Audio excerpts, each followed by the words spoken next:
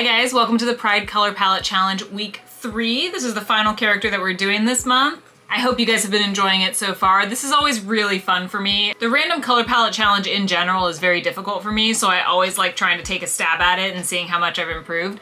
This especially has been really fun though, being able to look back on this exact same project that I did last year and seeing how much differently I did this year. Hopefully better, but I'll say differently for now. I apologize if it seems like I'm rushing in this one. It is almost 9 o'clock at night and still 96 degrees. It has been very hot today, so I have my AC turned off.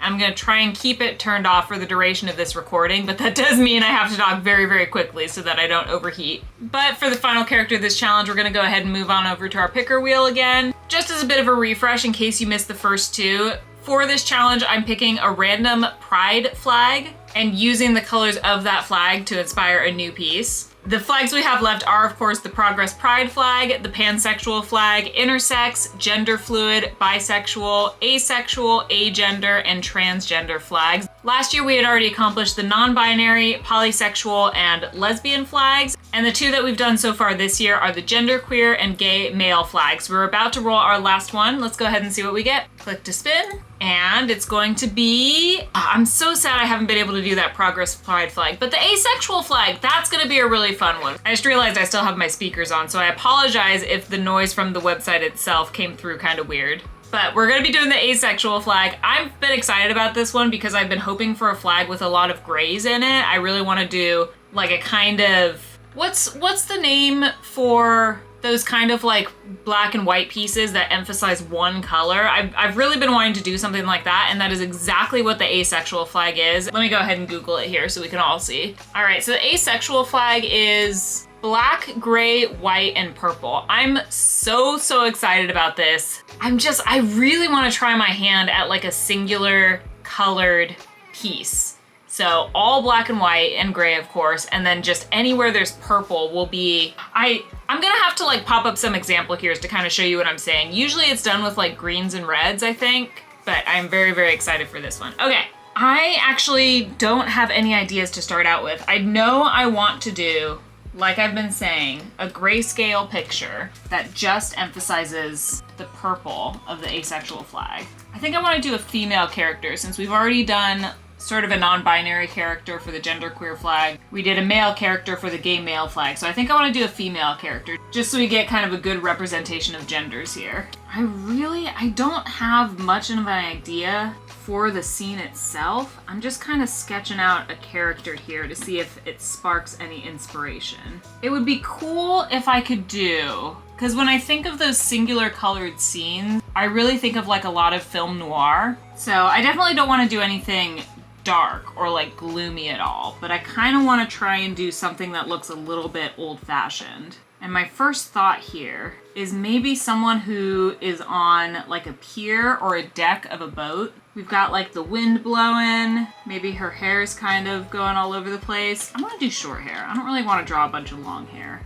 You know what I've noticed? There's a lot of purple in these pride flags, because this is the third time during the 2 years that I've done this challenge that I've had the thought, I should add some lavender. I think instead of lavender, I might do some like purple ribbons. Like maybe she's wearing a dress with a purple ribbon tied around the waist or something. The more I think about it, I really want like a really breezy effect. I mean, it is mostly gonna be black and white because that's primarily what the flag consists of, is black, white, and gray. But just a couple pops of purple here and there is really what I'm looking for. Oh, you know what would be cool? I know I already did kind of like a purple sky in the first Pride challenge that I did this year. The genderqueer one, I did a purple sky in the background, but I think that would actually suit this piece really well. Because it's kind of like a seaside scene, and the ocean is really known for very beautiful sunrises and sunsets. I'm gonna put another pole down here. We don't need little kids falling in. And then I don't have much of an idea for the background. I think maybe just like a couple buildings back here. I've decided she's on a pier and not a boat. But yeah, maybe just a couple little... My vision is... What I'm visioning right now is the pier at Santa Cruz, I believe, where there's obviously the Santa Cruz like amusement park, but then there's also that pier right next to it that has all the restaurants down the side. That's kind of what I'm picturing for this. I'll have to decide whether I want to give her purple lips or purple eyes, because something on her face is gonna have to be accentuated, I think. I just can't decide what right now. And then maybe just a couple clouds in the sky, get that white in there. All right, I think that's pretty cute. That was actually really easy. Once I had the idea of like a pier or a seascape, that really all just fell right into place. All right, so let's go ahead and change the sketch to black and do our little color map here. This one's gonna be pretty easy because it's mostly gonna be, again, grayscale. Let's start off with the obvious here. Clouds are gonna be white, and I do wanna make sure I get that purple haze in the background, kind of coming up from the bottom again. Actually, I wonder if I should do the purple at the top to kind of make it look like it's getting lighter as it goes toward the bottom, like maybe a sunrise. Okay, so what if we do white at the very, very bottom, and then it kind of goes into gray, into a purple haze, and then at the very top, we can go into black. And that's sort of gonna give the feeling, hopefully, of maybe a sunrise. Or a sunset, I'm not entirely sure. I just want it to look like the sky is changing a little bit. Let's replace those white clouds. There we go. I might actually need to even get a little bit of gray in the clouds. That way it kind of looks like they're reflecting where the sun is. Oh, this is gonna be such a pretty piece. I can already feel it. Let's go ahead and do the buildings behind her in shades of gray. I don't see any reason for those to be purple. And then this pole right in front of her is gonna be silver. Should we do, my first thought is like a pure purple dress, but I fear that's gonna be too much. So maybe let's opt for more of a white dress. She can wear white if she wants to. She's not going to anyone's wedding. Because I really want that purple ribbon around the middle. Oh, I made this lace at the bottom though that I wanted to be like a whiter white. So I'll just make sure the dress is kind of like an off-white gray. Ooh, and then should I make her skin grayscale as well? That way it's just the purple. This might be the first flag that we do where the character doesn't have an actual skin color. Because I just think it would look so cool if it was all in grayscale except for where the purple's coming through. Oops, the poles and her skin are the same color. Oh well, I'll just change that in the render. Fix it in post. Okay, and then darker hair for sure, because the flag does have black in it, so we want to make sure we get some black in here. I kind of feel like it would be more iconic to give her purple lips, so I'll just do like dark gray eyes, and then we can go ahead and give her some purple lipstick. Oh yeah, that's gorgeous. Go ahead and get that purple sash on her. I'm really excited for this one. You guys have no idea. I'll make the hat match the dress for now, but those might end up being different colors in the render. Or different shades of gray, I should say. And then this was supposed to be her hand, but it's kind of looking like a bow. So I might just do a purple bow up here as well. Oh my goodness, I'm excited. I'm so excited. This is looking really cute. Hang on, what if I do just little reflections of purple on the clouds? I'm so excited for this. I love doing like sunset, dawn, dusk, really fun lighting pictures. Okay, it does need more black, I'm realizing. There's not enough black in this picture because black being one of the colors of the flags, I need to make sure to include it. Should the dress be black, I wonder? No, it kind of looks like funeral wear if it's black.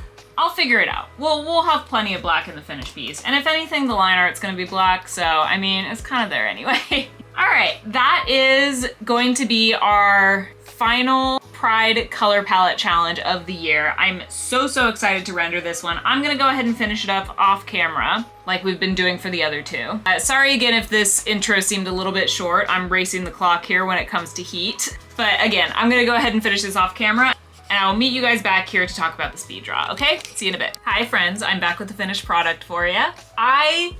Let's just get into the speed draw because this one I am so happy with. I think it turned out so good and I just want to talk about it. So let's get started here. All right, like I said from the beginning, I was really excited about this piece. As soon as I got the color palette, I knew I wanted to do something.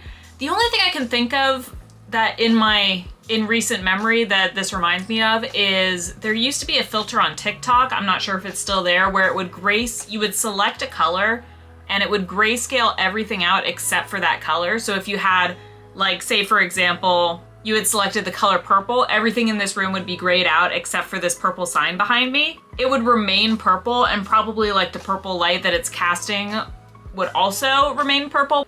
while everything else is in grayscale. And that's exactly what I wanted to capture with this piece, is I wanted to make the whole thing grayscale except for this pop of purple, because that's exactly what the asexual flag looks like. It's all black, white, and gray, and then just a little pop of purple at the bottom. I was so excited to do this. I really rushed the line art, honestly, because I wanted to get to the coloring so bad. But I still think it turned out really cool. I like the composition of this piece. My only complaint, well, there's a couple things I wish I had done differently, is first of all, I wish I had added a pop of purple to the bottom of the piece. You'll see later on there's sort of a purple haze over the sky, and then she has a purple bow, purple eyes, and a purple sash on her dress. And that's kind of where the color stopped on her character. I wish I had put just a little something, maybe a purse or something lower on the page to kind of bring your eye down, because I feel like at the end of this one, it was mostly just the top of the piece that was a focal point because of all the color. I think it helped that I added that purple haze to the background and I made that a little lower on the page,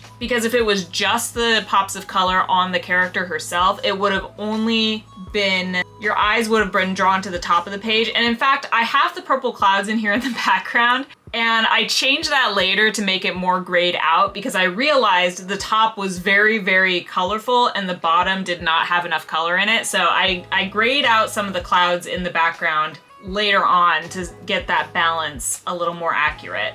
I really had a lot of fun coloring in grayscale. I made her eyes gray at first too, but I changed those to purple later because, again, I realized there just wasn't enough. But I had such a blast actually coloring in grayscale. It was so much fun to think in terms of values instead of in terms of color. Because when you're doing color, you really have to make sure that you're sticking to a pleasant color palette, something that's gonna actually look good. Whereas when you're using grayscale, what's more important is the shades of the colors look decent together. Something that I actually think I did wrong with this piece is that center house in the background, I made it too light because it blends in with the tone of her dress. They're almost the exact same shade of gray. So I kind of wish I had made that middle house slightly darker, if not all of them slightly darker, just to make her stand out a bit more. But again, I did the focal effect where the background was blurred out and she was in focus, so that helped a little bit. I just wish looking back on it, I had made the houses slightly darker, because that's really the key to working in tones, is you want to make sure you have objects that are overlapping each other, have very different tones so that they stand out against each other if that's what you want.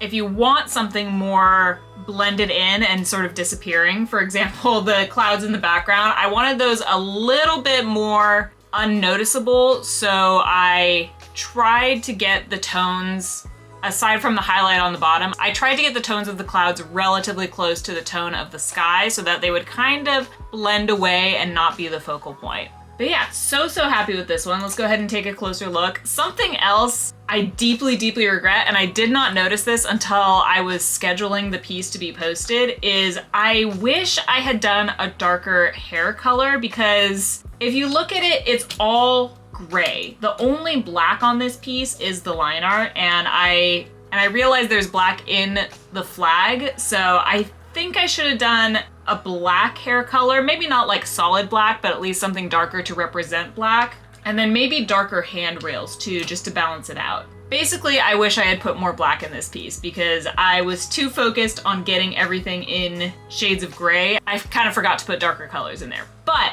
I am still so happy with this piece. I absolutely love the little pops of purple, especially when you crop it like this where there's color at the top and at the bottom. I think it looks perfect. It's just when you zoom a little bit out, I wish there was a little bit more color down here. But that's the whole point of these color palette challenges, is to challenge myself and sort of figure out where I'm lacking and what I can do for future color palette challenges, future art pieces that I want to do. It's all practice in the end. Every time you practice something, every time you practice a skill, you're going to get better at it. And sometimes that requires making mistakes, and that's perfectly fine. I made a few mistakes on this piece. I still love it. I still think she turned out awesome, and I really hope you guys do too. And with that, we are wrapping up the Pride Random Color Palette Challenge for this year. Thank you guys so much for watching. I really hope you enjoyed the pieces and the process as much as I did. If you want to see this piece in full, it is posting to my Instagram the same time that this YouTube video is posting. And if you want to see my work just a little bit earlier, you can actually follow me on Patreon. No need to subscribe.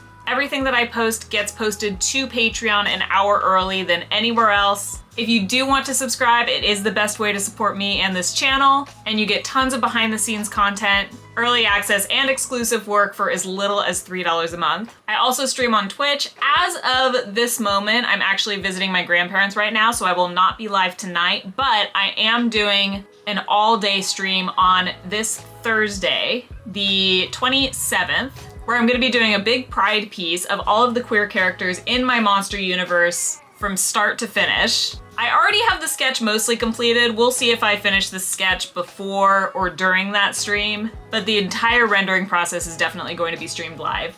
If you want any of my other socials, there's so many of them nowadays, I have them included in a link tree in this description. And I will be taking next week off. That's the first Tuesday of July, but I will hopefully have some videos ready for you guys by the next Tuesday, so make sure you subscribe to this channel to find your way back here for those. I hope you guys had a wonderful Pride, and I will see you all in July. Bye!